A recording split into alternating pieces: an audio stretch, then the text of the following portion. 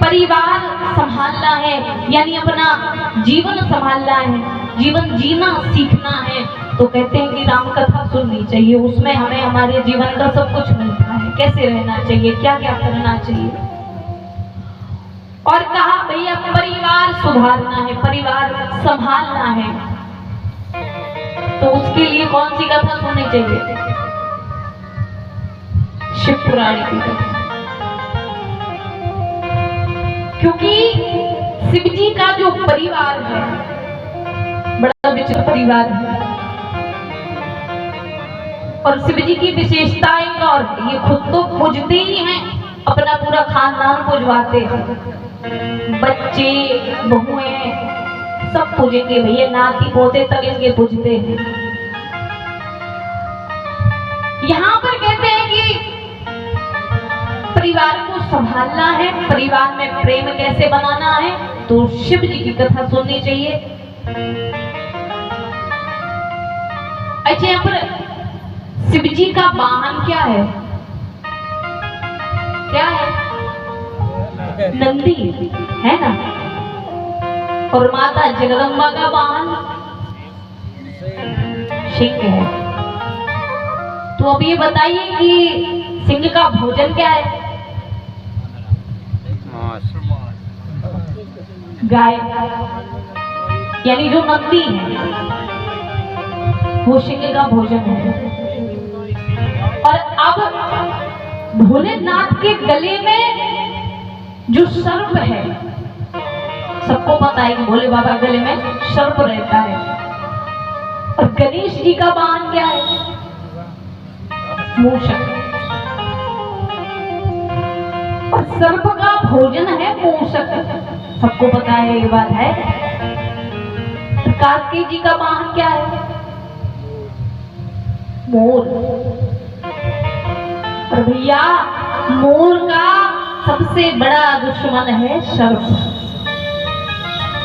है ना।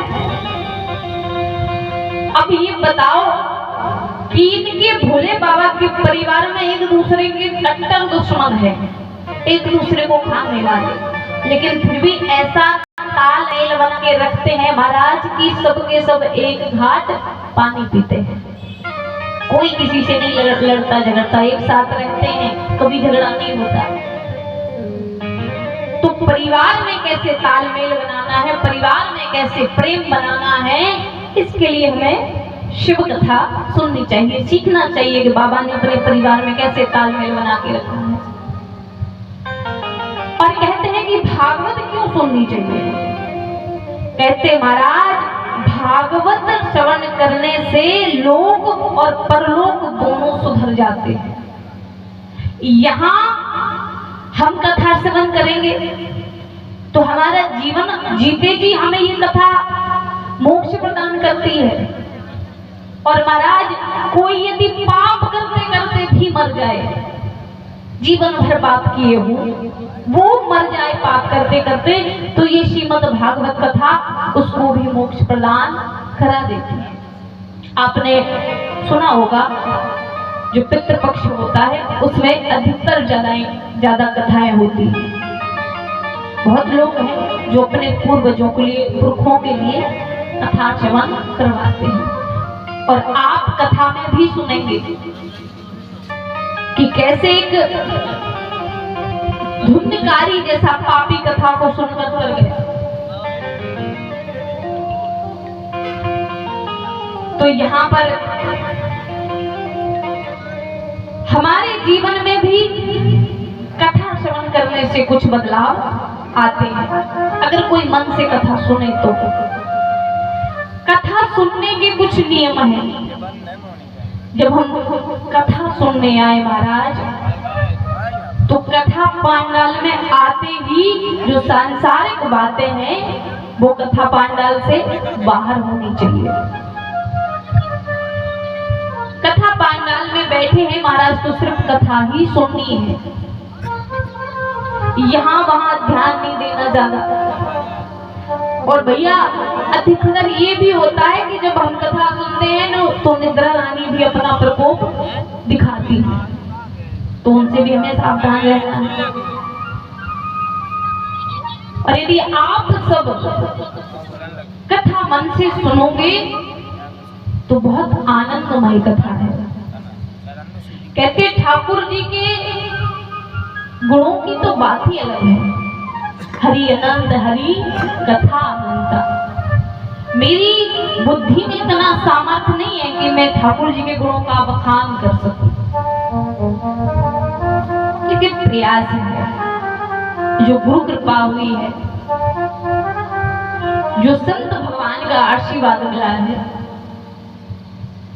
उसकी कृपा से बस ठाकुर जी के गुणों का बखान करती रहती हूँ। और सबसे बड़ी बात भैया हम ये जानते हैं कि अगर हमारे जीवन में संगत अच्छी है तो सब कुछ अच्छा है। संगत से ही गुणात है, संगत से ही जाएंगे। संगत पे विशेष ध्यान देना है। हम जैसे की संगत करेंगे हम तैसे ही बन जाएंगे। हम कितने भी अच्छे हो, महाराज कहते काजल की कोटरी में को कितनों ही बाज के जावे पर एक को तो लागत ही लागत है। काजल की डिब्बी देखी होगी आप, कितनी भी उंगली से बच के निकालना, लेकिन वो दूसरी उंगली में जरूर लग जाएगा। ये संगत का असर होता है। अगर किसी कुसंग वाले व्यक्ति का हमने कुसंग कर लिया तो हम भले ही कितने अच्छे क्यों ना हो, उसका प्रभाव हमारे जीवन पे पड़ जाएगा। और अगर महाराज संतों का सानिध्य पकड़ा, भगवान की कथाएं सुनी, अच्छे लोगों की संगत की, तो उससे भी हमारे जीवन में बदलाव हो जाता है। तो यहाँ पर अपने जीवन में भगवान से बस इतना मांगिए कि मालिक इतना दीजिए कि जामे कुटुंब समाए, मैं भी भूखा ना रहूं, साधु ना भूखा जाए। भगवान से ज्यादा अपेक्षा मत करिए, क्योंकि ये बात सब जानते हैं किसी को कुछ लेके नहीं जाना है। कुछ कोई लेके जाएगा?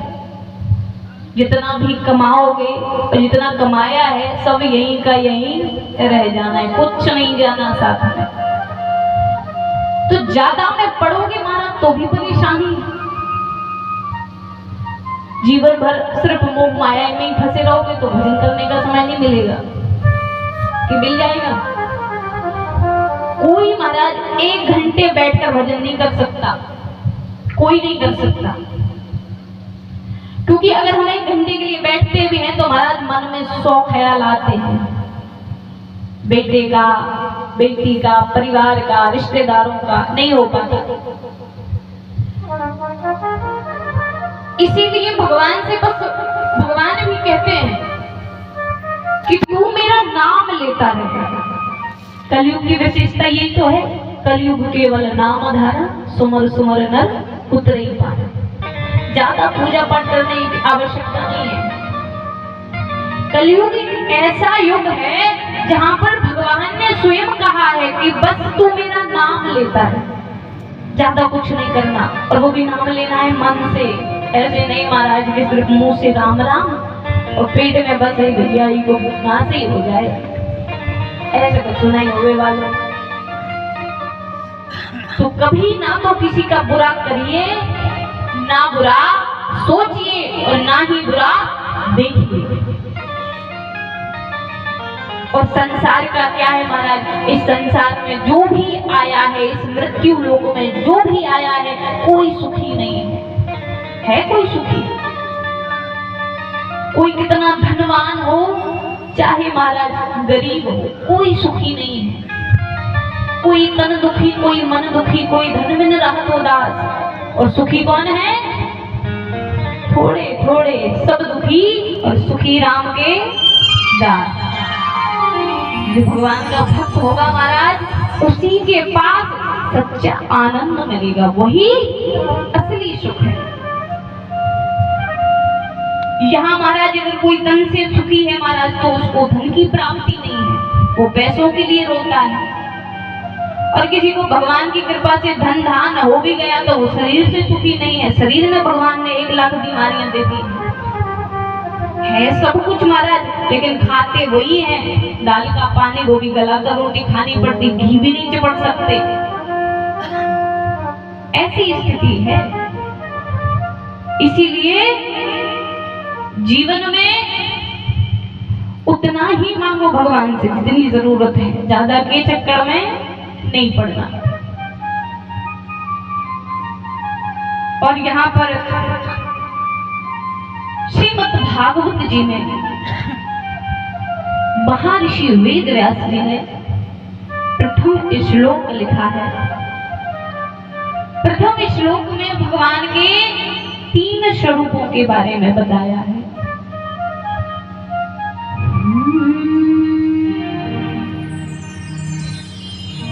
सच्चिदानंद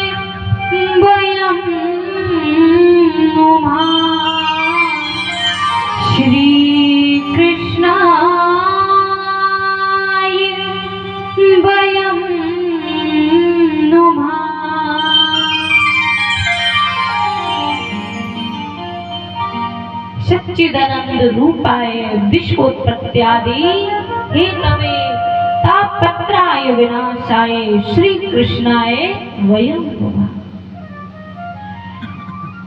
पहला क्या है भगवान का स्वरूप? सत्य, चित्त और आनंद। ये 3 रूपों के बारे में बताया है। अच्छा, सत्य की परिभाषा क्या है? किसी को पता है सत्य की परिभाषा?